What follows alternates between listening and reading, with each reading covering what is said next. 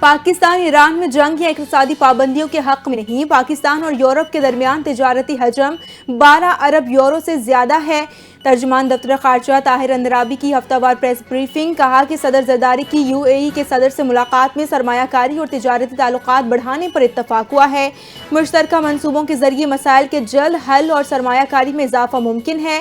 نائب وزیر اعظم اسحاق ڈار نے ایران، بنگلہ دیش اور گانا کی وزراء خارجہ سے ٹیلی فونک بات چیت کی ہے۔ وزیر اعظم نے ڈیووس کانفرنس میں عالمی سربراہان سے ملاقاتیں کی۔ متحدہ عرب امارات میں ٹیلی کمیونیکیشن کمپنی کے سرمایہ کاری امور پر بھی بات چیت کی گئی۔ Chief of defence forces field marshal Syed Asim Munir کا بہاول گیریژن کا دورہ۔ ISPR کے مطابق فیلڈ مارشل عاصم منیر نے high institute field exercises state of fast resolver کا مشاہدہ کیا۔ آرمی چیف نے جوانوں کے بلند حوصلے اور پیشہ ورانہ صلاحیتوں کو سراہا۔ فیلڈ مارشل نے کہا کہ پاکستان کی خود مختاری اور علاقائی سلامتی کی دفاع کے لیے مکمل تیار ہیں۔ مستقبل میں ٹیکنالوجی پر مبنی چالیں جسمانی چالوں کی جگہ لے لیں گی۔ جنرل عاصم منیر نے روحی اسکلز لرننگ ہب کا افتتاح کر دیا۔ EME ریجنل ورکشاپ کے دورے کے موقع پر انہیں جدید پلیٹ فارمز کی دیکھ بھال سے متعلق بریفنگ دی۔ DG ISPR کا جامعہ کراچی کا دورہ۔ اساتذہ اور طلبہ نے ان کا والہانہ استقبال کیا۔ قومی سلامتی پر عوام اور افواج کے اتحاد کے عزم کا اظہار۔ اساتذہ کی جانب سے غیر مصدقہ معلومات کے نقصانات پر زور۔ طلبہ کا سوشل میڈیا پر دشمن بیانیے کو ناکام بنانے کا اعلان۔ مس اور ڈس انفارمیشن پر DG ISPR کی طرف سے تفصیلی آگاہی دی گئی۔ صدر مملکت آصف علی زرداری کی دبئی میں شیخ محمد بن راشد ال مکتوم سے ملاقات۔ پاک UAE تعلقات کو مزید مضبوط بنانے پر اتفاق کیا گیا۔ زبیل پیلس میں ہونے والی اعلیٰ سطحی ملاقات میں دونوں رہنماؤں نے معاشی اور تجارتی تعاون، سرمایہ کاری، انفراسٹرکچر، فوڈ سیکیورٹی اور ٹیکنالوجی کے شعبوں میں تعاون کے مواقع پر تفصیلی بات چیت کی۔ صدر زرداری نے UAE میں مقیم پاکستانی کمیونٹی کے کردار کو سراہا۔ شیخ محمد بن راشد کو پاکستان دورے کی دعوت دی۔ دونوں ممالک کے درمیان برادرانہ تعلقات اور اعلیٰ سطحی رابطوں کے تسلسل پر بھی زور دیا گیا۔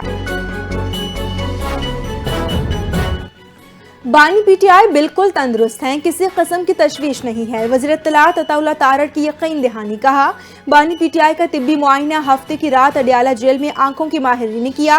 معائنے کے بعد طبی ماہرین نے ہدایت کی ہے کہ بانی کو بہتر معائنے کے لیے پیمز اسپتال لے جانا ضروری ہے۔ بانی PTI کی رضامندی کے بعد انہیں پیمز منتقل کیا گیا، جہاں معمول کا طبی معائنہ کیا گیا اور بعد ازاں واپس اڈیالہ جیل لے جایا گیا۔ لاہور میں بھاٹی گیٹ کے قریب نالے میں گرنے والی 24 سالہ خاتون کی لاش 3 کلومیٹر دور آؤٹ فال روڈ سے برآمد کی گئی۔ سیوریج لائن میں گرنے والی 9 ماہ کی بچی تاحال لاپتہ۔ ریسکیو پولیس اور دیگر ادارے لاپتہ بچی کی تلاش کے لیے مشترکہ آپریشن میں مصروف ہیں۔ DIG آپریشن فیصل کامران نے بتایا کہ CCTV فوٹیج سے خاتون کے شوہر کا موقف درست ثابت ہوا۔ واقعہ ایک حادثہ ہے۔ وزیر اعلیٰ پنجاب مریم نواز کی ہدایت پر ایڈیشنل چیف سیکریٹری کی سربراہی میں تحقیقاتی کمیٹی قائم کر دی۔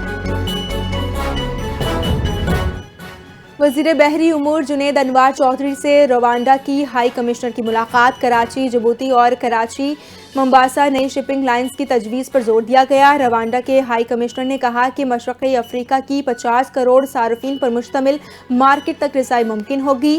وزیر بحری امور جنید انوار چودھری نے کہا کہ سمندری راہداریوں سے تجارتی لاگت میں 30% کمی ہوگی۔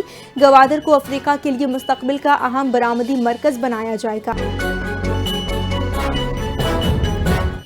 بھارتی حکومت کی نااہلی، نیپا وائرس کے خطے میں پھیلنے کا خدشہ ظاہر ہو گیا۔ ایشیا کے متعدد ممالک نے بھارتی مسافروں کے لیے ہوائی اڈوں پر الرٹ جاری کر دیا ہے۔ امریکی سینٹر فار ڈیزیز کنٹرول نے خبردار کیا کہ نیپا وائرس میں اموات کی شرح 40 سے 70% تک ہو سکتی ہے۔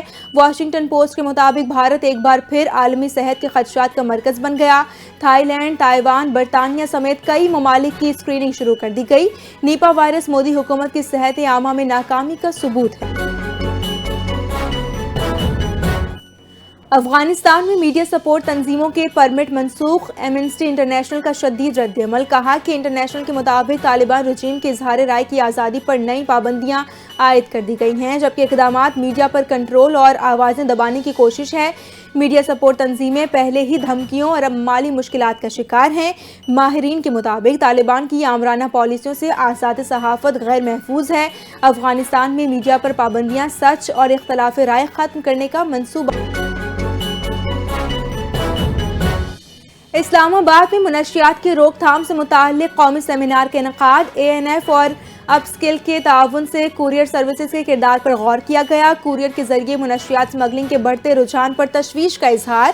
وزیر مملکت برائے داخلہ طلعت چودھری نے سیمینار میں بطور مہمان خصوصی شرکت کی۔ ڈائریکٹر انفورسمنٹ ANF نے ملک میں منشیات کی صورتحال پر بریفنگ دی۔ ANF نے اس عزم کا اظہار کیا ہے کہ وہ ملک سے منشیات کی لعنت کے مکمل خاتمے کے لیے پرعزم ہیں۔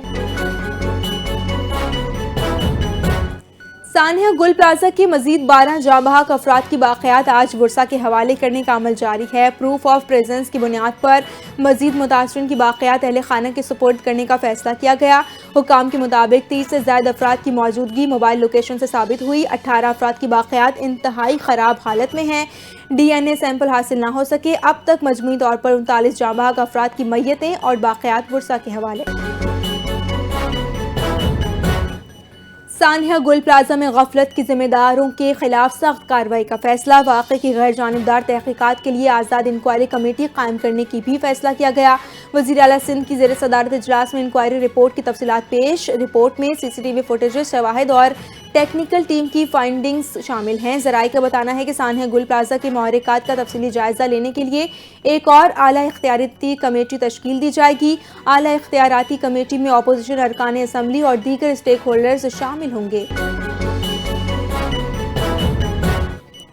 جناح کنونشن سینٹر اسلام آباد میں پاک چین معدنی تعاون فورم کا انعقاد۔ فورم میں 71 چینی اور 133 پاکستانی کمپنیوں کے 850 سے زائد افراد نے شرکت کی۔ وفاقی وزیر برائے منصوبہ بندی، ڈیولپمنٹ اور خصوصی انیشیٹو SN اقبال نے پاک چین سفارتی اور اقتصادی تعلقات کو سراہا۔ چینی سفیر جیانگ جانڈانگ کا پاکستان کے معدنی شعبے میں گہری دلچسپی کا اظہار کیا۔ China chamber of commerce Pakistan کے چیئرمین وانگ ہوئی نے کہا کہ معدنیات میں تعاون پاک چین شراکت داری کا نیا اگر امریکہ نے حملہ کیا تو ایران ایسا جواب دے گا جو اس سے پہلے کبھی نہیں دیا گیا۔ ایران باہمی احترام اور مفادات کی بنیاد پر مذاکرات کے لیے تیار ہے۔ اگر دباؤ ڈالا گیا تو ایران اپنا دفاع کرے گا اور ایسا جواب دے گا جو پہلے کبھی نہیں دیا ہوگا۔ اقوام متحدہ میں ایرانی مشن کا واضح اور دو ٹوک پیغام، کہا کہ آخری مرتبہ جب امریکہ نے عراق اور افغانستان کی جنگ میں کودا تو اسے $7 کھرب کا نقصان برداشت کرنا پڑا۔ اس کے 7,000 سے زائد فوجی مارے گئے۔ ایرانی مشن نے یہ پیغام سماجی رابطے کی ویب سائٹ ایکس پر پوسٹ کیا، جس کے ساتھ صدر ٹرمپ کی پوسٹ کا اسکرین شاٹ بھی شامل تھا۔ T20 ورلڈ کپ میں اسکاٹ لینڈ کی شمولیت کے بعد ویزا خدشات سامنے آ گئے۔ پاکستانی نژاد سفیان شریف کے ویزے پر سوالیہ نشان، دیگر کھلاڑیوں کے مقابلے میں مشکلات کا امکان۔ کرکٹ اسکاٹ لینڈ کا ویزا حصول کو اولین ترجیح قرار، ICC کا BCCI اور مقامی حکام سے رابطہ۔